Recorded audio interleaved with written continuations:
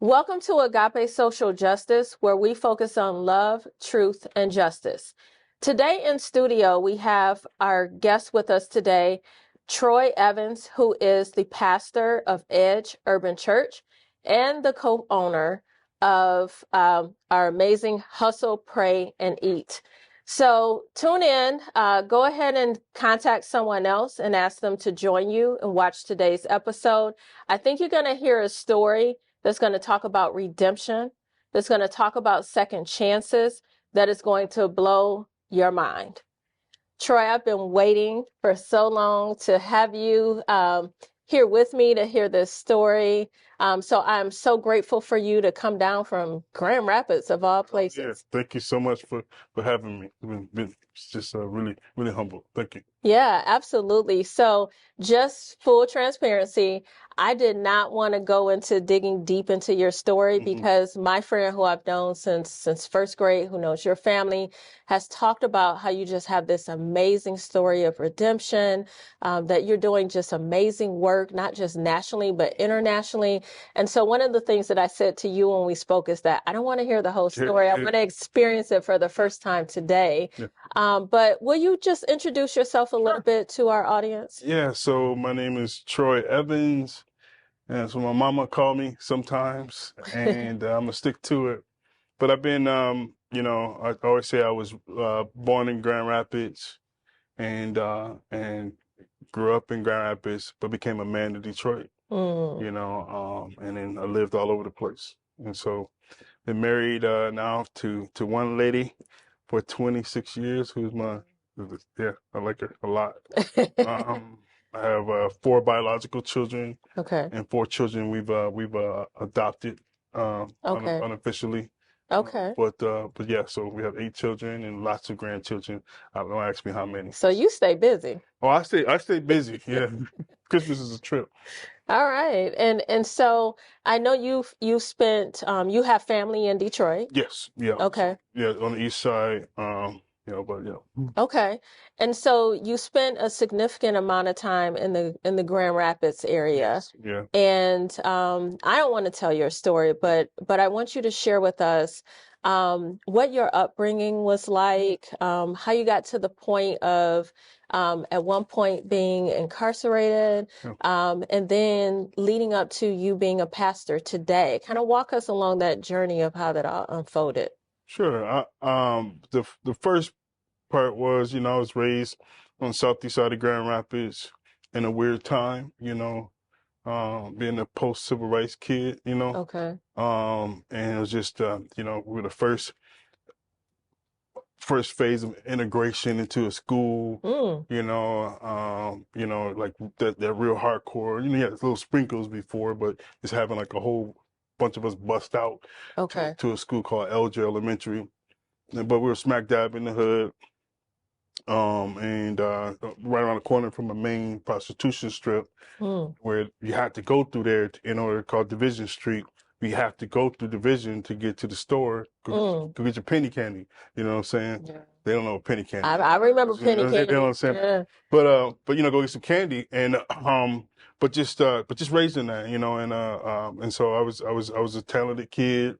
I danced. I like playing instruments. I like doing that stuff. But then I was also into my family is into martial arts and boxing. So I've been doing that since I was little. And so I wasn't a typical 10, 11-year-old at all. Very, very skilled in that. And so I wrote a book, as you know, and then the lady that was helping me write it, she said, "Troy, it seems like you're okay." She said, but from this point to this point, but she said, it seems like she's like something missing. And it felt like it was like an echo in it. And like she had reverb on her voice. I was on the phone, I was at Bigby, and I paused and I was like, yeah, I was molested. You know how you get that partial testimony and you always put some in your back pocket because you really don't want to talk about it, or subconsciously it's here and you just never, because that wrecked shop in me. It had me to ask all kind of weird questions about my sexuality, about about this and that. What does this mean? Where do dudes talk about that? You definitely better not go to the church and talk about it. Real talk. Yeah, right? So who unfortunately. do you talk to about it? So a skilled kid placed in class with 70% of his hearing gone in this ear and this ear not reading right, barely can speak and barely can do it now, stuttering all over the place. And then kids thought it was funny. Mm. We'll make sure we shut it down real quick, you know. Okay. And so the teachers didn't know what to do with me. It's just And that, when you say shut it down real quick, I know what you yeah, mean. my Because bad. I grew up in the Yeah, hood in absolutely. Detroit, Yeah. So but explain what you mean when you yeah, when you would shut it down. I like bullies, you know, to date. You know, pray for me. People got their issues, I got mine. You know, it's just like I want to see what you're working with. You know, if you're picking on people and I just happen to be that person, so I just want to see what you're working with. You know, and then I'm gonna have to handle it. But what happened is that you can't read, you can't all this stuff, then you just labeled as a bad kid. So I was outside, I was in these special ed classes all day that may give them something else to laugh about Mm. or this kind of stuff. One thing that saved me was my dancing. I was a Mm. dancer, and then that was to make me more popular, you know. Okay. And so that happened, and jumping years later, I lost my virginity when I was 11, trying to Mm. prove that I was a man and wasn't homosexual. You know what I'm Wow. saying? So, and a kid trying to go through that stuff, and like, well, man, how do I manage that? I Mhm. share all this to say because all that spiral, because it was all, if I go back, the origin story would be that, man, yo, I'm fighting something on the inside to Mhm. prove something to myself, to other people, that I'm just not going to be, nobody's going to push me around ever. Mm. You know, that was Yeah, that's a lot to carry at 11 it years is, you old. know. And so, a few years later, I end up getting a girl pregnant. Last time I'm staying out every night. I'm about 15 years old, staying out every night, doing my own thing, coming home when I wanted to. And my stepfather in the house, he's a big dude, and he was like, it's basically there's only room for one man in this house, and it Mm. ain't you, Mm. you know. And so I had to make a decision. So I bounced when I was 16 and moved it with this family that had just moved from Chicago into to Grand Rapids, and that family one of the guys was a chief of an organization out of Chicago, Okay. and then they were old school bangers, three generations deep, you know, Wow. and they just multiple families moved in, and they chose to land in Grand Rapids, Okay. not in Detroit, not in they landed in Grand Rapids. I know that because I was one of the original guys they recruited, you Okay. know. They landed. And then so much so used to have dudes coming from Job Corps from the city, from Chicago. So they didn't have to educate them on the literature and how to, you know, all the stuff, just assimilate them into the city. It was very organized. And so So wait, so you're saying that okay, so when you say bangers, you're talking about in terms of the dope dealers? gangbangers. Gangbangers, Yeah, okay. gang pursuit. And the Yeah. gangbangers had a strategy to recruit people from Job Corps. Yeah. Wow. They made it easy. They already Okay. understand the best practices. They didn't Wow. have to give them any, you know, they understood the SOPs. They got all of these things. They fully understood it, and what we call lit. They understood the literature. They didn't need to be taught the way. You know, it's a lot Okay. easier. Get them Okay. moving with a girl, make sure they got some dope, and let's get it cracking. You know, and so we basically I basically was a part of the family. I was a beloved nephew. You Okay. know, I dated the chief's niece, and his nephew was my best friend, and I lived the life. And so I'm there, and you know, then these little white things hit the block called crack Mm. cocaine. You know, and at the same time, you know, I remember I was interviewing for a job, pretty high up job, and then the lady, they found out I had these felonies, and she's like, "You don't look like a felon." I'm like, "You don't either." So, and I said, "Well, listen." I said, in the hood, I said, man, you know, I mean, maybe where you from, kids that were 12, 13 years old, they were doing whatever. I said, but we're introduced to these white things, and I can make $100. Mm. So I had a son. Nobody would talk about that. I Mm. had a son I was taking care of. I was working the job, and I can make $100 in 10 minutes. cognitively, Yeah, it I'm makes trying to sense. even process that right now, even as you're Yeah, speaking. you know, $100 in 10 you minutes. know, in 10 minutes, it made all the sense in the world because we didn't have, it was still early in the game. We didn't have like a lot of understanding about, well, this time, because, you know, and all this stuff. It was fairly new.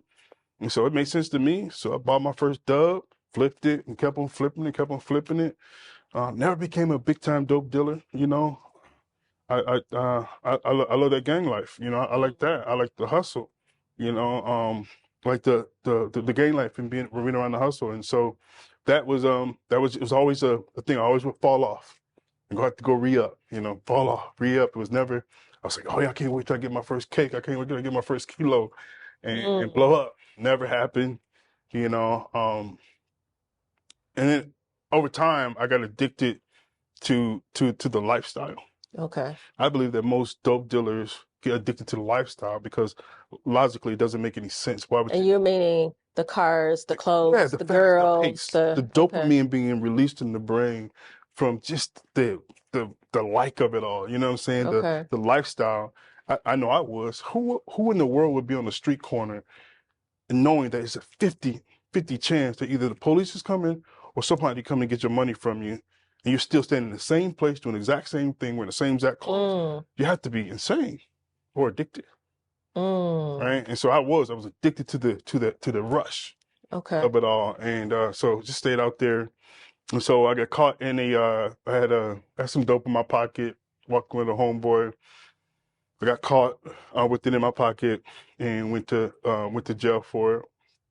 And that was the first time I ever got caught for anything. And so it was a new experience, you know what I'm mm-hmm, saying? Just being locked up, mm-hmm. you know. Now, so you get caught, obviously you're charged, you're convicted, Yep. you're incarcerated at what age at this point? I want to say because I was incarcerated for 18 months, so I want to say it was probably 19, 18, 19. Okay, okay, And to make a long story short, I I got called on one case, but then I got called back on a writ on another, okay. because I had sold dope to undercover police Mm, prior. So it was like, so while I'm in jail, I'm sitting here, you know, and I'm thinking I'm gonna get out, like, you know, right. 18 months and that's it. yeah, And then it I'm came about that, back. and it ended up Okay. being a total of 18 months. But I'm sitting here and I'm getting this. They slapped me on the hand for the first time, but they came back like, oh, you're gonna do five to 20. Again, I'm new to this. I didn't know only thing I thought was 20. You know, you're gonna do five. You know, I had a court appointed lawyer, and Okay. it's called a cop out partner because you want to get everybody to take a cop. You know, take a Mm, cop, take a plea bargain, take a plea bargain. And these boys are getting 10 years and they're getting all this stuff. I didn't realize that these were big time dope dealers that got the same sting operation. I'm just always the loudest in the room. mm, You know what I'm saying? But I created a lot of smoke, right? And so that's why I was even considered in this drug sting operation. I wasn't no big time dope dealer. okay. I just made a lot of smoke. You know, it was always loud. You Mm-hmm. know what I mean? And so, but they got these big time boys. They get 10, 15 pieces. And I'm scared to death. And it's old school pimp. We call him Goalie. He Yeah. schooled me. He educated me. Gave me the prison bar rules. Like just sit. Don't take no pleas. Just sit. And said they'll go down and down and down and down and down and down. And they did. Oh, wow. So they sent me shot me out to a camp. Okay. Did my time at the camp 3 months. Come home. Go to a thing. Just basically said don't ever come back. Or you're gonna do all your time. So how do you, so you start out sounding like your childhood was pretty solid, your experience, have multiple opportunities, experiencing things, then you get addicted to the lifestyle Hmm. with the gangs, you know, feeling like that's your community. Then you're incarcerated, you get somebody who schools you, teaches you that, and get out. How did you make the leap from where you were when you went incarcerated to Yeah. being now where you are now Yeah. as a pastor, as a international speaker, as a consultant? You know, what was that transition like? Yeah, I don't know what else to call it other than God's prevenient grace, where I suck, He's awesome, and I'm fully aware of it, and He still wanted me. Mm, You know what I'm saying? Because I'm sitting here, when I get out, the smart thing to do is to turn from your wicked ways, right? That's not what I did. You know, I got chance after chance after chance, had favor when I was in the halfway house, so I was going as I pleased. I I had pistols in the halfway house. I'm Wow. doing reckless stuff, you know what I mean? And they're allowing me to do and I'm ripping and running, and so I ended up getting out, and so I started getting involved with just getting a little bit more structured and organized with my crime. And so from one summer to the next summer, 3 of my brothers were shot, as a result of my foolishness, Mm-hmm.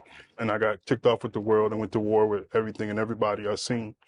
And I'm not none of these dudes that be fabricating about their toughness. I was scared. When you have Okay. people looking to kill you every day, I was scared. Right. And so I ended up leaving the space where I was, and I was forced to leave. They went to my mama's house, and some craziness went down. And I vowed to kill everybody, and I meant it. And so they ended up. My mama and somebody that had more guns than me, my grandfather, told me I had to leave, Mm. and because I was done. And they shot my brothers, my mama house. My little brothers couldn't even ride up the Now, street. these are your biological brothers, Yeah, not the gang member. no, my biological Oh, brothers. wow. Yeah, so because I had recruited my family and people to be part of the organization that I Mm. led, and they were all part of they were my soldiers, and they couldn't get to me, so they just shut up everything that was around there. So that was hardcore, and so so they forced me to leave and go to Georgia, where we had an uncle who was on the run as well, and sent us down there with him, myself and 2 of my soldiers, who when my little brothers got shot, and then Mm-hmm. my cousin. We shot down, and we went to Georgia, and then this is where I just felt God's first tug on me. Was I wanted to do something right.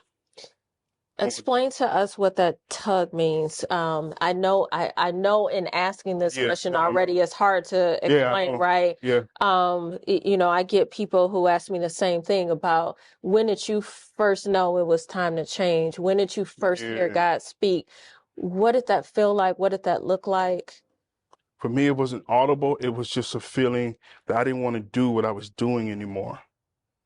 I no longer wanted to hurt people. Mm, I'm real good at it. mm, I mean it with every ounce of my existence. mm. Um, but that's literally, I became really good at it, and I became, that's what I want to do, and that's what I can do. But it's just like literally felt like, what I'm saying? It's Yeah, like almost peel off to like, yo, I don't really want to do this anymore. But then right. you don't build up this facade, because I built up something that I really wasn't. I ain't Mm, no killer. You know what I'm saying? That's not who I am. I'm a child of God. right. And I'm sorry, I had to create this monster, this Mm, being to, whatever it took, whatever it took to get there. But man, just to feel like I ain't got to put that on, because nobody around here know me. mm. In Georgia, down here, nobody know I can be whoever I want to be. I can make up this person. And for that, it felt like, to me at that time and now, it felt like that was the Lord's sign to me, like, take this opportunity. I'm so glad you said that because I've even talked to my husband about this before. And as you know, he's retired law enforcement. Yeah. I've said, I wonder if part of the answer is removing people Man, from the environment and I have this dream of like you taking people out to rural come on. areas and getting them away. But you think that was Absolutely. critical to, You have to okay. extract me from my environment, and then give me. It's the first time I've seen this many black people, before I came to Detroit, as many black people being successful. I Mm, didn't have anything in proximity that would show me like, yo, you can do this. I had a lot of dreams and ideas, but I didn't see that physically. You mm-hmm, know what I'm saying? It was an anomaly when you had a black person getting it in Grand Rapids, that at least in the hood, you right. didn't see that. And so when I went to Georgia, I'm in Atlanta. I'm looking, I'm like, whoa, these cats own buildings, they own all this stuff. Mm, And I'm like, I could do this, and I started that direction, got my first long-term real job at the Omni, and then one day this dude rolled up and like, hey, you want to make some money? You know, he needed a bodyguard, I did that mm, stuff for free. You know what I'm saying? He was willing to pay me, did some reckless stuff, ended up being homeless, in North Carolina, talking to myself, living in the back of a wow. U-Haul truck. But then at that point, I got tired of living back in a U-Haul truck, went and called my mama, who I hadn't talked to for quite some time, and she sent me on the longest bus trip on America from North Carolina to Grand Rapids, and then I ended up meeting Dawn and at Soso's, and we ended up moving to Detroit Okay. on the east side. Okay. No, we live in I forget where we live, but Mm. we ended up moving to Detroit, and then we ended up she ended up forcing me to go to church. Mm. The organization I was involved with did not believe in the church, did not believe in the white man's trick for black folks, and so it was no way possible, other than her, just Introducing you to it. introducing me, and say, hey, Right. if either you come with me Right. or Right. else. Right. So I went to church with her, and then that was that. So when you went to church, did you feel like you were embraced when you I first felt it went? was too much. I mean, these cats want to hug, and they was nice. You know what I'm saying? It was, you know what I'm saying? All these, Yeah. you know what I'm saying? They had, I stopped laughing. I didn't have a sense of humor. She'll tell you, she right out there. I Mm. sat in the dark. You know what I'm saying? She spoke to me when we went out to restaurants. I was messed up. There was no Mm. PTSD programming for gangbangers. Mm. Wow. You know what I'm saying? No one to unwire this Beirut type of living. I was only 20 something years old. It started when I was 16. That's 5 years. What I just told you, 5 years. Who's going to fix that? And you place you, go ahead and get you a job and be Mm-hmm. great. Okay, let that work. And so I'm sitting over here, and so I went to church. Everybody want to hug. They want to be nice and singing songs. It was Word of Faith. I went to Word of Faith, Bishop Butler's church, but it was a white dude got up who I couldn't stand white people at the time, but he got up, and so it was a person that wasn't. Mm-hmm. It was nothing. He was country. Mm-hmm. Everything you Yeah. want to just stereotype. Right. That's what I was in my mind. Why I would not listen. That's how I know it was the Lord that I actually listened. Mm. And because he wasn't a coward. I see most church people as cowards. These dudes run their mouth, but they don't want to do nothing. They just talk about my pants, but they don't want to buy me a belt. Mm. This man would seem like he really wanted to. He was a straightforward. Said, if you're sick of being what do you say? Somebody being a real. You want to be a real man. Doing this, and this, and this is not being a real man. It's being a man of God. That's being a real man. Love it. So I took it as a challenge. Got up, gave my life to Christ. She did too. And after that, we said we're gonna wreck shop for Jesus from here out. That's what we started doing. I love it. I'm so glad you actually walked us through too, like the reality of what it looks like when you come into the church after that life, because I laugh, but it's really not funny because we do have this tendency within the faith community to want to like smother people and hug and love and all of that, not recognizing the trauma that people come in. And let's just be real. It's not even just people who've been in the gang, No, right? period. There's a lot of people who are traumatized, and that's a lot when you come into that community. I appreciated it. It was just that it was a bit. It's It was overwhelming. Yeah. But if I'm glad God he had a bigger plan. So how does that play into what you do today in terms of like, so do you see yourself as a hip hop pastor? Yeah, that's what the label is, Yeah. Is that kind of where that came from? Yeah, I think a guy named John Eldridge said, he wrote a book called Wild at Heart. He said that your greatest passion often comes from your deepest hurt. Mm. And a theological statement would be your theological quadrilateral, or which makes up your worldview. It's like what you learn, what you've experienced, and all this other stuff. It really bursts what you want to do, and Right. we look long enough. And so that's for me. I started planting my first church. I forget what shelter it was here in Detroit, but I planted my first church in a homeless shelter here in Detroit. Why? Because I was homeless. I like them cats more than I like church people to date. Wow. At least I know where they're coming from, right? Wow. And so it's so we did that, and then went back to Grand Rapids. I was speaking at the time, and started my speaking career, and I was at a church, and the church folks were scared of these dudes on the block in front of the church shooting dice. So I was there with a couple of ex-goons, and so we just went outside and said, hey, yo, why don't y'all move? Y'all good? They moved, we good. And I was like, man, they scared of these dudes. I said, I'm not, And then I came back to Detroit. By that time, I became a certified Microsoft engineer, owned a couple IT firms, and made more money than humans should make. And did that, and then I owned a company. I didn't have to be there. So people, it was an IT staffing firm, Mm-hmm. and so I was like, yo, maybe God wants us to do something. And so my Mm. wife and I, we really literally abandoned our business and moved to Grand Rapids and started to plant churches and starting ministries and programs. Wow. I love it. You, your life has had so many different um, twists and turns, and you've experienced so many things. I mean, you threw in there casually, that you became an engineer, as if that was no difficult, Oh, it was, feat. That in and of itself is yeah, is absolutely. amazing, right? After having the story and the life you experienced, and then start church planning. And I don't know if people really understand this is not even just, I want to be a minister and I want to speak God's word, but now you are literally creating institutions Yep. that are allowing people of all walks of life Yes, to ma'am. be able to come into that space and authentically be who they are Yes, and ma'am. be able to have an experience with God. What Like I experienced. that's amazing Yeah. to be able to do that.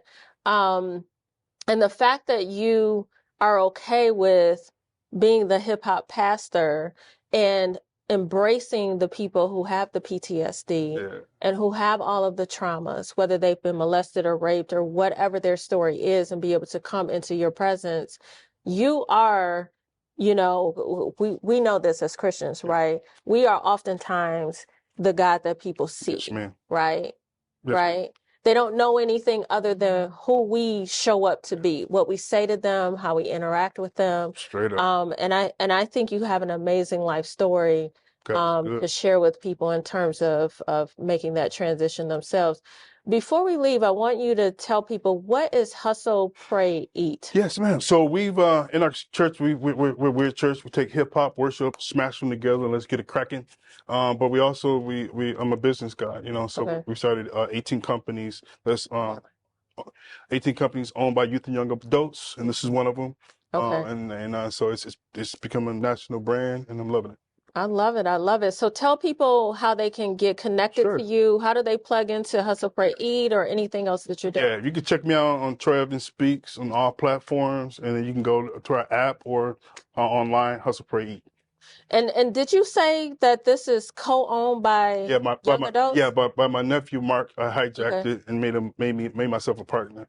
Okay. I love it. I We mean, fight or so he chose to let me be a partner. I love it. And I think the word hustle, obviously we can see that through many different lenses, but I really feel like that embodies who you are. I Work think hard, that seek God, take care of your family and community, mind, body, and spirit. you worked hard when you were a young adult, as a child, with all the things that you were doing.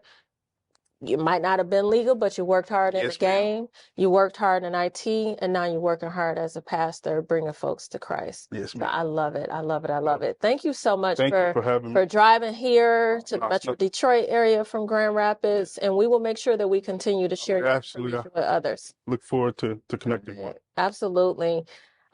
Well, community, I'm kind of speechless, honestly, with all of what just unfolded in such a short period of time. If you're like me, you probably need to go back and watch this again just to be able to process everything that Troy shared with us. I want you to go back and think about how we sometimes, as believers in Christ, will embrace people who come into the church, and it's overwhelming because it's you. We have an idea of what we think they need, Mm. but that's not really the reality of what they need in that moment. And I think for me, what I take away is we need to meet people where they are. And that's not based on our terms, but it's based on their terms. Yeah. And so please walk with me in this journey. Share this message with other people. Follow Troy on his social media pages and tune in next time to Agape Social Justice. We thank you and we'll see you next time.